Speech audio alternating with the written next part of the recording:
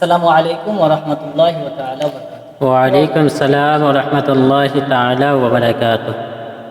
প্রিয় ভাই, আজকে আমাদের একটি জানার বিষয় ছিল ওযুর সঠিক নিয়ম কি এবং তার মধ্যে ফরজ কি কি।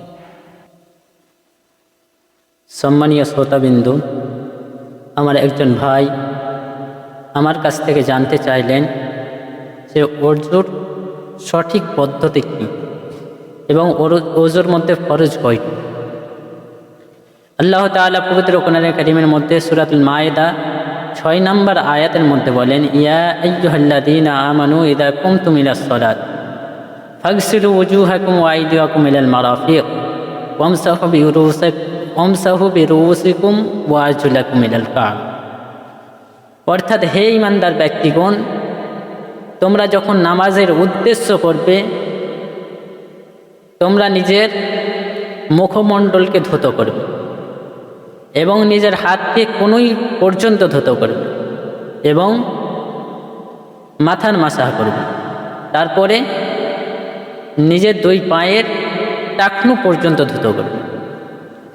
এখান থেকে জানতে পারলাম যে ওযুর ফরজ ৪টি। প্রথম নাম্বার হচ্ছে মুখমণ্ডল ধৌত করা, দ্বিতীয় নাম্বার হচ্ছে হাত ধোয়া, তৃতীয় নাম্বার হচ্ছে মাথার মাসাহ করা, চতুর্থ নাম্বার হচ্ছে পা ধোয়া। এবার আমরা জানবো ওযুর সঠিক পদ্ধতি কি, কিভাবে ধোবো, কতটুকু ধুতে হবে। তো ওযু করার পূর্বে আমরাকে বিসমিল্লাহির রহমানির রহিম পড়তে হবে। তারপরে কনুই পর্যন্ত দুই হাত ধুতে করতে হবে ৩ বার। ৩ বার হাত ধুতে করার পর ৩ বার কুলি করতে হবে। ৩ বার কুলি করে ৩ বার নাকে পানি দিতে হবে। নাকে পানি দেওয়ার পর এই ছোট আঙ্গুলটি দিয়ে এবং বৃদ্ধ আঙ্গুল দিয়ে নাক সাফ করতে হবে। এইভাবে নাক সাফ করার পর আমরাকে মুখ ধুতে হবে। এটা হচ্ছে ফরজ, মুখ ধোয়া ফরজ। মুখ কতটুকু ধোবো বলা হয়েছে, মুফাসসিরিন কিরামগণ বলেছেন যে মুখ ধুতে হবে কপালে যেখান থেকে চুল বের হয় সেখান থেকে নিয়ে থুতনির নিচে পর্যন্ত এবং এক কানের লতি থেকে অপর কানের লতি পর্যন্ত। তারপরে আমার মুখ ধোয়ার পরে আমরা কি করতে হবে, হাত ধুতে হবে কনুই পর্যন্ত। কনুই বাদ যাবে না, কনুই সমূহ, কনুইয়ের সাথে আমরাকে ৩ বার হাত ধুতে করতে হবে। প্রথমে ডান হাত, তারপরে বাম হাত। হাত ধোয়ার পর আমাদের মাথার মাসাহ করতে হবে। এখানে বলা হয়েছে মাথার মাসাহ করো, কিন্তু বলা হয়নি কতটুকু করতে হবে।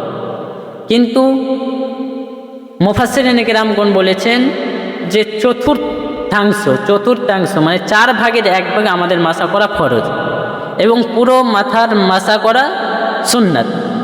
এবং পুরো মাথার মাসাহ করব কিভাবে, আমি আপনাদেরকে প্র্যাকটিক্যালি দেখিয়ে দিচ্ছি। কি করতে হবে, এই 3টে আঙ্গুল আমাদেরকে মিলাতে হবে। মিলার পর ওপর দিয়ে নিয়ে যেতে হবে।